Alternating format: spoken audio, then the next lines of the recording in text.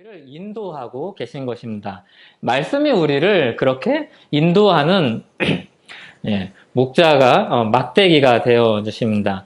양들은 그 미래를 사는 목자를 믿고서 따라갑니다. 그리고 그 길이 옳다고 믿고 쫓아가죠. 예수님을 믿는 사람들은 그렇게 주님의 말씀을 쫓아서 갑니다. 말씀이 인도하는 길을 따라서 갑니다. 말씀이 굉장히 중요하죠. 그런데 말씀을 쫓아가다 보면 힘이 들 때가 있습니다. 그런데 힘이 이렇게 조금 들 때도 있지만 아주 힘이 들 때도 있죠. 그러면 그런 생각이 듭니다. 내가 길을 잘못 들었나? 그때 우리가 꼭 말씀을 보아야 합니다. 그리고 말씀을 보고 확인해야 됩니다. 우리가 길을 잃었을 때 지도를 보고 내비게이션을 보고 내가 어디에 있는지를 확인하죠. 그것처럼 말씀을 보고 내가 가고 있는 곳, 내가 서 있는 곳이 어디인가를 살핍니다. 그리고 험난한 구간이 있다는 것을 알면 조금 낫습니다. 그리고 그것을 받아들이고 깨닫고 참고 견디고 갑니다. 왜냐하면 이게 영원하지 않다는 것을 알기 때문입니다. 그게 말씀을 쫓아서 사는 신앙인의 길입니다. 말씀을 붙들고 사는 신앙인의 길이죠. 그런데 성경이 아닌 다른 지도도 있습니다. 그 다른 지도는 무엇인가 하면 세상이죠. 이 세상에 가면 많은 사람들이 다양한 이야기를 하는데 여러 다른 길들로 가서 결국에는 똑같은 데서 만난다고 이야기하는 사람들이 있습니다. 그래서 이 사람들은 다른 길로도, 예수님이 아닌 다른 길로도, 말씀이 인도하는 길이 아닌 다른 길로도 천국에 이를 수 있다고 이야기를 하고 하나님께 갈 수 있다고 이야기를 합니다. 하지만 그 길을 가면 낭떠러지입니다. 그런데 그 길이 이렇게 약간 올라가는 길이라서 올라갈 때만 해도 모릅니다. 그리고 그 끝에 가서 보면은 낭떠러지인 거죠. 근데 그때 알면은 너무 늦습니다. 자칫 잘못하면 뒤에서 쫓아오는 사람이 밀어서 그냥 떨어질 수도 있는 길이 바로 그런 길입니다. 그래서 제대로 된 지도를 구해서 우리가 바르게 읽어야 합니다. 유다는 두로를 향한 하나님의 경고를 통해서 안내를 받고 있습니다. 지금 그 가는 길로 가면 멸망한다. 그 길은 황무지로 가는 길이다. 이렇게 말씀하고 있습니다. 이런 말씀을 유다는 듣고 있습니다. 두로는 세상에서 너도 나도 구매를 하고 구입을 하고 그리고 너도 나도 유심히 지켜보고 따르는 지도입니다. 그래서 많은 사람이 따라가는 것을 뭐라고 이야기합니까? 대세죠. 대세로 따라가는 지도가 바로 두로입니다. 왜 두로가 그렇습니까? 왜 두로가 그렇습니까? 두로에 많은 부가 있기 때문입니다. 그렇게 많은 사람들이 보는 지도가 잘못됐다는 말씀을 듣는 사람들은 누구입니까? 양들밖에는 없습니다. 왜냐하면 사람들이 보기에 그 길이 제일 좋은데 왜 그 길이 아니라고 이야기를 하겠습니까? 이상한 이야기죠. 누구도 그런 부를 가진 도시가 무너질 거라고 상상하지 않습니다. 그리고 그들에게 그런 좋지 않은 미래가 닥칠 것이라고 아무도 기대하지 않습니다. 두로는 페니키아의 한 도시였습니다. 지금의 레바논 지역에 해당하죠. 두로는 해안가에 위치한 항구 도시로서 활발한 무역을 했던 도시입니다. 이 두로에 관한 경고와 함께 시도온이 나오는데 페니키아의 주요 항구 도시 중에 하나가 시도온입니다. 그래서 성경에 보면 주로 이렇게 짝을 지어서 두로와 시도온이라고 이야기를 합니다. 무역 도시는 우리에게도 그런데 커다란 부를 상징합니다. 많은 사람들이 모여들고 많은 물질과 돈이 오고 가는 곳입니다. 그래서 예로부터 큰 도시는 큰 강을 끼고 또 바다를 끼고 성장했습니다. 두로는 한국으로 따지면 인천이나 부산 정도에 해당합니다. 많은 배들이 오고 가면서 세상의 여러 나라들의 말이 섞이는 곳입니다. 하나님은 그런 특성을 두고서 두로에 대한 심판의 경고를 말씀을 하시면서 교훈을 주고 계십니다. 그러면서 이 두로가 가지고 있는 두로가 가지고 있는 이 능력, 이 나라에 주목할 만한 것들이 유다가 의지할 것이 아니라는 것, 유다가 쫓아갈 길이 아니라는 것을 보여주고 가르쳐주고 계신 것입니다. 1절에 보면 다시스의 배들이 나옵니다. 다시스의 배들이라 하면 그 당시에는 아주 큰 배를 가리키는 또 하나의 표현입니다. 이 큰 배가 무역선이겠죠. 두로로 이제 들어오려고 할 때 황무에서 집이 없고 들어갈 곳이 없는 상황이 되었다는 겁니다. 그래서 슬피 부르짖으라 이렇게 이야기합니다. 2절에 보면 바다에 왕래하는 시돈 상인도 마찬가지로 허망한 상황에 처합니다. 그리고 3절에 보면 시홀이 나오는데 성경에 보면 시홀, 곧, 나일강 이런 식으로 나오는데 곧은 이제 이퀄이죠. 똑같다는 거죠. 시홀은 애굽의 나일강을 가리키는 말입니다. 이 애굽이 갑자기 나오는 이유는 애굽이랑 이 두로랑 무역하던 관계이기 때문입니다. 활발하게 무역하던 관계인데 무역하던 대상이 없어지는 겁니다. 또 4절을 보면 두로를 중심으로 무역을 하던 도시들이 희망을 잃어버립니다. 그래서 그 바다가 생산성이 없어졌다 이런 식으로 표현을 하고 있습니다. 그래서 5절에 보면 그 소식이 애굽에 이를 때 통곡할 것입니다. 이 말씀을 준비하다가 이제 보니까 중국에 있는 상하이가 세계에서 가장 큰 무역 도시라는 것을 처음 알았습니다. 제일 크다고 그래요. 이 기준은 AAPA, The American Association of Port Authorities. 굉장히 한국적인 발음인데, 제가 미국 항만공사 정도 되겠죠?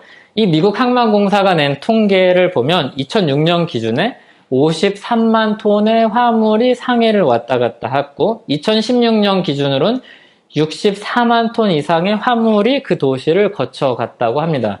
예, 제가 감각이 없어서 이게 얼마나 많은지 어떤 규모인지 잘 모르겠는데 중요한 건 1등이다. 세계에서 1등이다. 이 기준은 이제 화물이 얼만큼 오고 갔는가를 이제 중량으로 잰 것이겠죠. 그리고 그 다음에 2위가 싱가포르이고 이렇게 뒤에 이렇게 따르는 나라들이 있습니다. 그리고 놀라운 건 이거 조사하다가 처음 알았는데 부산이 세계 9위, 광양이 세계 11위입니다. 굉장히 이제 자부심을 가져도 좋습니다. 한국 사람, 부산 사람 자부심을 가져도 좋습니다. 물론 이제 경제 지표는 이게 전부가 아니지만 이제 제가 이걸 보고 좀 놀라서 말씀을 드린 겁니다.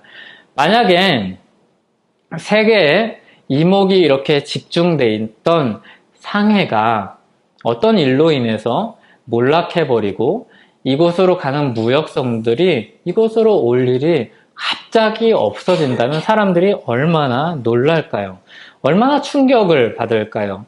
두로의 몰락은 당시 지중해권 중심으로 이렇게 발전하던 나라들 사이에서는 굉장히 큰 충격적인 이야기입니다.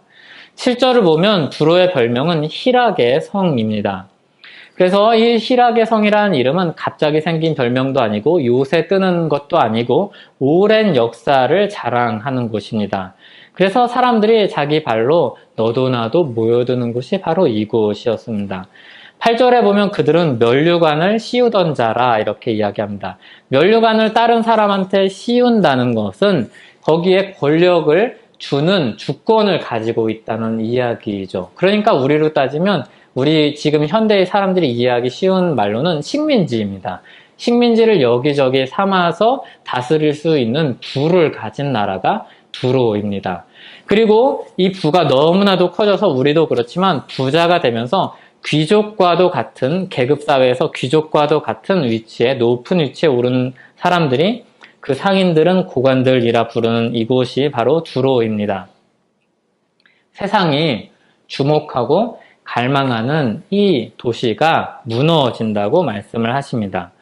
세상이 주목하고 갈망하는 이 두로에 대해서 8절과 9절에 보면 그 두로에 대해서 누가 이 일을 정하였느냐? 만군의 여호와께서 그것을 정하신 것이라. 모든 누리던 영화를 욕되게 하시며 세상의 모든 교만하던 자가 멸시를 받게 하려 하심이라 이렇게 말씀을 하십니다. 진짜 부가 무엇인지 그리고 부자가 어떤 사람인지 이런 것에 대해서 고민해 보게 하는 말씀이죠. 예수님이 한 부자 이야기를 들려주십니다. 누가복음 12장 16절에서 21절인데 한번 읽어드리겠습니다. 또 비유로 그들에게 말하여 이르시되 한 부자가 그 밭에 소출이 풍성하매 심중에 생각하여 이르되 내가 곡식 쌓아둘 곳이 없으니 어찌할까 하고 또 이르되 내가 이렇게 하리라 내 곡간을 헐고 더 크게 짓고 내 모든 곡식과 물건을 거기 쌓아두리라. 또 내가 내 영혼에게 이르되 영혼아 여러 해 쓸 물건을 많이 쌓아두었으니 평안히 쉬고 먹고 마시고 즐거워하자 하리라 하되 하나님은 이르시되 어리석은 자여 오늘 밤에 내 영혼을 도로 찾으리니 그러면 내 준비한 것이 누구의 것이 되겠느냐 하셨으니 자기를 위하여 재물을 쌓아두고 하나님께 대하여 부여하지 못한 자가 이와 같으니라. 아멘. 한 부자가 풍년을 맞았습니다. 그래서 무슨 고민을 하면 아주 행복한 고민을 하죠. 창고가 부족하네. 신나는 고민입니다. 통장의 잔고의 숫자를 헤아릴 수 없네. 이거 0이 몇 개지? 이런 거잖아요. 얼마나 좋겠어요? 생각해 보세요. 0이 1, 10, 100, 1000만, 10만, 100만, 1000만, 억. 0이 한 9개, 최소한 9개 이상으로 이렇게 통장 잔고가 융통할 수 있는 현금이 있다고 생각해 보세요. 얼마나 즐거울까요? 그래서 어떤 생각을 합니까? 이거 지금 창고 너무 작네. 기쁘게, 이게 작네. 헐고 더 큰 걸 지어야겠다.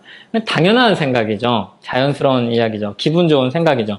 부자가 생각합니다. 여러 해 쓸 물건을 많이 쌓아두었으니 평안히 쉬고 먹고 마시고 즐거워하자. 그런데 하나님이 어느 날 이렇게 말씀을 하실 수 있다는 거죠. 예를 들어서 이런 거겠죠. 헐었어요. 다시 지었어요. 좋아요. 새로 진 창고. 뿌듯해요. 다 집어넣었어요. 풍년된 그 곡식들을. 그때 하나님이 어리석은 자여 오늘 밤에 내 영혼을 도로 찾으리니 그러면 내 준비한 것이 누구의 것이 되겠느냐. 그리고 한 말씀을 더 덧붙이세요. 자기를 위하여 재물을 쌓아두고 하나님께 대하여 부여하지 못한 자가 이와 같으니라. 두로는 이 부자와 같은 도시였죠. 자기를 위해서 재물을 많이 쌓아두었습니다. 그런데 하나님께 대해서는 부여하지 못했죠. 자기에겐 부자인데 하나님 앞에선 부자가 아니었죠. 하나님과의 관계가 좋지 않았다는 것입니다. 사실 두로가 처음부터 그러지는 않았을 거라고 생각이 듭니다. 왜냐하면 두로는 유다와 처음에 좋은 관계를 맺던 나라입니다. 두로가 어떤 나라인가 하면 두로왕 히람이라는 사람이 다윗 때 궁전을 지을 때 뭘 보내주냐면 목재를 보내주고 목수를 보내줍니다. 굉장히 호의적인 마음을 가지고 있죠. 이 호의적인 마음이 계속해서 오랫동안 지속이 돼서 솔로몬 때가 되었을 때 다윗 때문에 이 성전을 짓기 위한 목재를 공급하는 계약을 체결합니다. 성경에 보면 다윗 때문에라고 이야기합니다. 다윗을 사랑하였으므로 이렇게 기록합니다. 솔로몬 때문이 아니라. 하지만 시간이 지나고 두로는 유다에게 적대적으로 변해가는 것이죠. 점점 하나님과 무관한 나라가 되고 도시가 되고 적대적인 사람들이 됩니다. 그리고 죄로 치닫고 심판을 받게 되죠. 그들은 지리적인 장점과 천연자원, 거긴 레바논의 나무, 백향목이 굉장히 유명했기 때문에 천연자원을 잘 활용해서 큰 도시가 되었습니다. 문제는 이 일로 인해서 이 자기의 이런 것들로 인해서 쌓은 부가 자신들이 하나님이 되었다는 것입니다. 자신들이 믿는 우상이 되었다는 것이죠. 자신들이 의지하는 것이 되었다는 겁니다. 그리고 이제 정해진 수순입니다. 자신들이 믿고 자신이 쥐고 있는 돈을 믿습니다. 그리고 교만해지고 그리고 하나님께 범죄하면서 살게 되는 거죠. 사실 경제를 움직이는 가장 큰 소는 보이지 않는 소는 다름이 아니라 하나님입니다.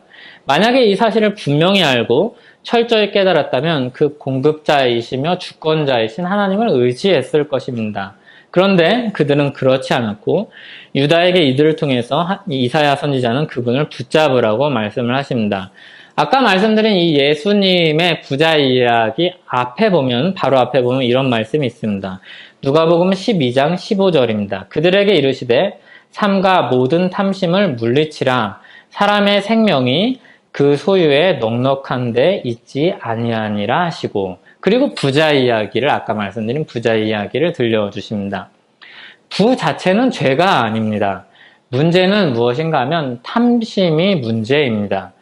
그런데 타락한 인간은 모두 다 이 탐심의 문제를 안고 있다는 겁니다. 더 가지고 그리고 더 많이 가지려고 하죠. 얼마나 많은 돈이 있으면 만족스러울까요? 얼마나 많은 돈이 있으면 우리가 안정적으로 살 수 있을까요? 그 선을 쉽게 정할 수가 없습니다. 지금 넉넉해도 노후까지 안정적으로 살려면 얼마나 필요할까요? 환율이 오르는 것과 뭐 여러 가지 사정들을 생각하면 얼마나 많아야 할까요? 만일 큰 돈이 들어갈 일을 대비하려면 얼마나 많아야 할까요? 큰일이라는 것은 어떤 큰일이 있을까요? 병으로 인해서든 사고로 인해서든 갑자기 천재지변으로 인해서든 얼마나 많은 돈이 필요할까요? 그리고 우리가 우리만 생각할 수 없으니까 대대손손 우리 자녀들을 키우고 그리고 그들의 미래를 잘 보장해 주려면 얼마나 많은 돈이 필요할까요? 얼마나 많이 준비해야 할까요? 우리가 가지고 있는 부의 선을 정할 수 있는 사람들이 과연 있을까요? 그 끝이 있을까요? 아마 모든 사람들은 더 많은 것을 원할 것입니다. 탐심은 그래서 죄송합니다. 탐심은 다른 것이 아니라 사람의 생명을 자신의 소유의 넉넉함으로 해결하려는 타락한 인간들의 습성입니다. 그것을 보장하려는 욕구입니다. 그래서 죄 안에 있는 사람들 속에서는 이것이 나쁘다라고 이야기하지는 않죠.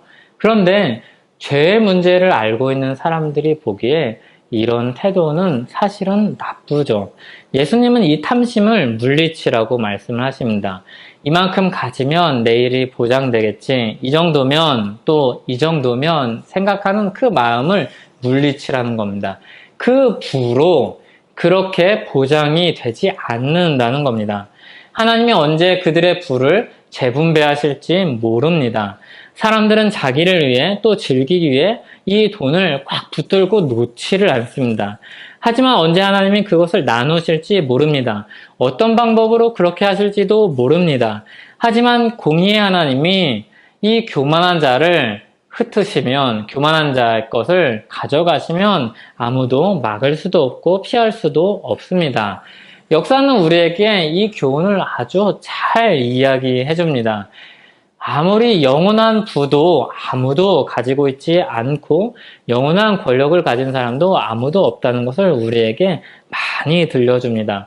그런 사람의 이야기, 그런 도시의 이야기, 그런 나라의 이야기를 우리에게 많이 들려줍니다. 그리고 하나님이 자기 백성에게 말씀하시죠. 탐심을 버리라. 그러면 탐심을 물리치고 고상하게 도인처럼 살라는 이야기입니까? 그건 또 아닙니다. 우리는 다 산속으로 부름받지 않고 오히려 도시로 부름받았습니다. 사람들이 살고 있는 곳으로 부름받았죠. 그게 아니라 사람의 생명이 누구에게 있는지 알고 그분을 의지하고 그분을 쫓아서 가라는 말씀입니다. 그래서 이 부자 이야기에 탐심을 물리치라는 말씀과 부자 이야기를 끝마치면서 마지막에 나오는 이야기가 무엇인가 하면 생명을 주관하시는 하나님의 이야기가 나옵니다.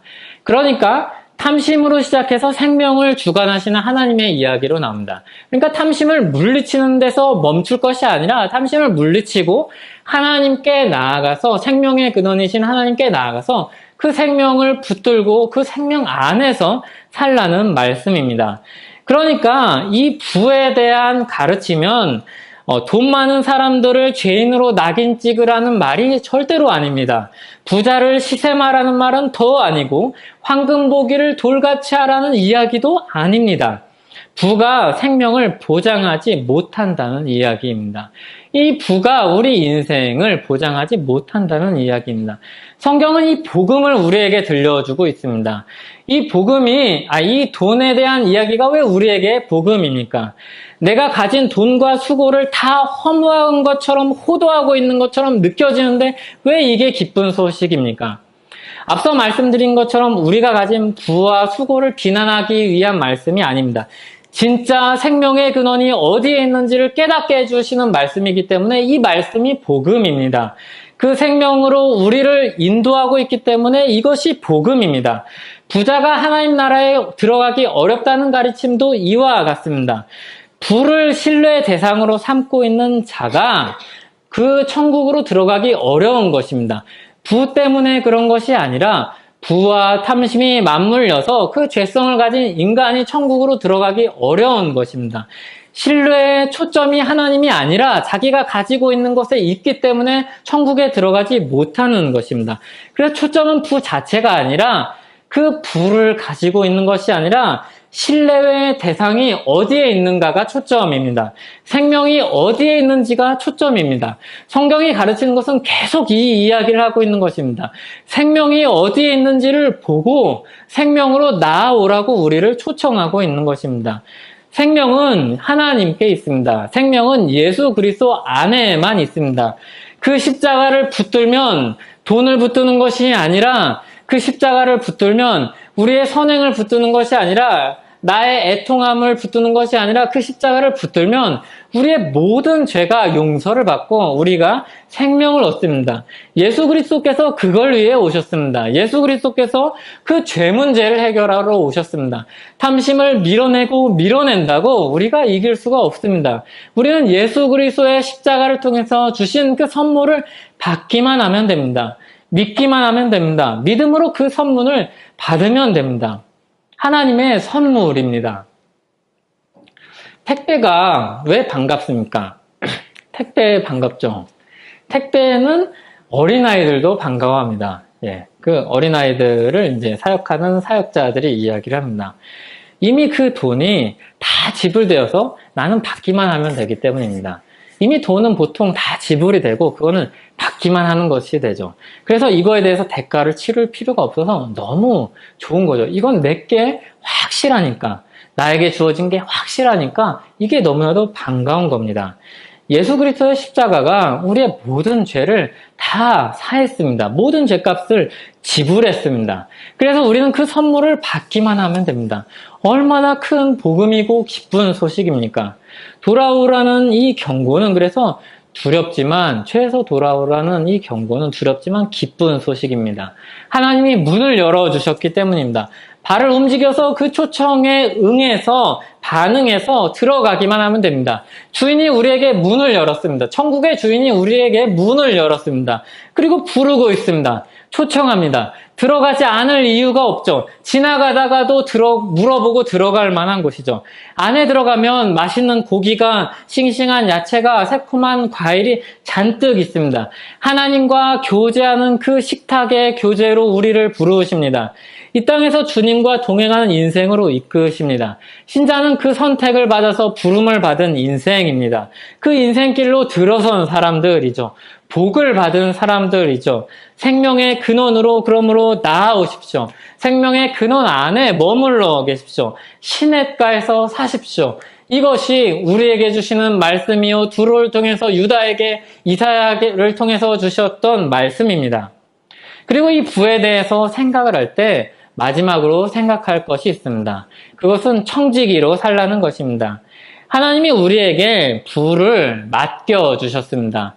에덴에서 하나님이 아담에게 이 세상을, 하나님의 것을 맡겨주셨던 것처럼 다시 주님께로 돌아온 신자들에게 이 세상을, 그리고 부를 맡겨주셨습니다. 그래서 돈은 나쁜 것이 아니라, 신자에게 돈은 우리가 이 세상에서 살면서 하나님 나라와 하나님 뜻을 위해서 적극적으로 활용해야 될, 그리고 가능한 열심과 성실을 다해서 많이 모아서 활용해야 될 그런 가치가 있는 재물입니다. 그래서 우리가 인생 여정을 위해서 하나님께서 우리에게 허락하시는 긴 여정을 위해서 주시는 노잣돈입니다. 노잣돈은 먼 길을 오고 가는데 사용하는 돈이죠. 긴 여행을 위해서 하나님께서 우리에게 주신 돈입니다. 그래서 하나님이 우리에게 그 돈을 출자를 해주셨으니까 이 땅에서 그 돈으로 먹고 사는 거는 기본이고, 우리에게 이제 우리가 먹고 살도록 하셨으니까 그건 기본으로 주신 옵션이고, 하나님께 영광 돌리면서 사는 그 놀라운 그 영광의 자리로 우리를 초대하고 계십니다. 그러므로 우리는 달란트 비유를 기억을 하면서 우리에게 주신 부를 어떻게 관리할까 어떻게 활용을 할까? 이 부가 어디로 누구에게로 흘러가는 것이 더 좋을까, 선할까 이런 생각을 하면서 살아야 합니다. 그러니까 참 이상한 생각을 하면서 사는 사람들이죠. 내 건데 이거를 나를 위해서만 쓰지 않고 내 거를 하나님을 위해서 어떻게 쓰지? 이웃을 위해서 어떻게 쓰지? 이런 생각을 그리고 고민을 하고 에너지를 쓰고 시간을 들이고 그리고 때로는 조사를 하면서 쓰는 사람들입니다. 왜 조사를 합니까? 이게 여기 쓰는 게 진짜 적절한가 생각을 하면서 조사를 하는 것이죠. 하나님이 보내신 자리에서 성실하게 부를 쌓아가죠. 그리고 헛되이 낭비하지 않고 이것을 가지고 하나님 나라를 위해서 사용하죠. 물론 우리 일용할 양식을 위해서도 쓰죠. 나는 굶어 죽으면서 구제한다. 그리고 이렇게 말하는 사람들이 있다면 그건 희생이 아니라 미련한 사람들입니다. 그리고 절대로 빚내서 도우면 안 됩니다. 빚을 내서 도운다는 것은 그 미래를 내가 무엇으로 보장할 수 있기에 빚을 내서 도운다는 이야기입니까? 빚 내서 도우면 안 됩니다. 가끔 빚 내서 도우려는 사람들이 있습니다.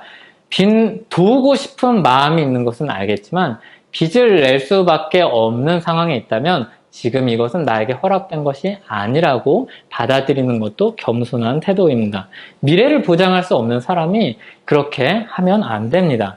청지기직은 단지 돈만 이야기하지 않습니다. 이 돈을 통해서 우리에게 주신 모든 재능과 시간과 그리고 건강과 그리고 환경과 그리고 사람들 모두를 포함하는 이야기입니다. 먼저 그 나라와 의를 구하고 먹든지 마시든지 무엇을 하든지 다 하나님의 영광을 위해서 하는 게 청지기입니다. 그래서 어떤 청지기가 될지 여러분의 삶으로 결정하시기 바랍니다. 여러분의 생각으로 결정하지 마시기 바랍니다. 여러분의 말로 결정하지 마시기 바랍니다. 생각은 나도 기억하지 못하고 말은 시간이 지나면 아무도 남아있지 않기 때문에 아무도 그것을 오랫동안 보고 묵상하고 살펴보지 않습니다. 삶으로 하나님의 청지기직을 결정하시기 바랍니다. 요한복음 10장 27절에서 29절에서 예수님은 이렇게 말씀하십니다.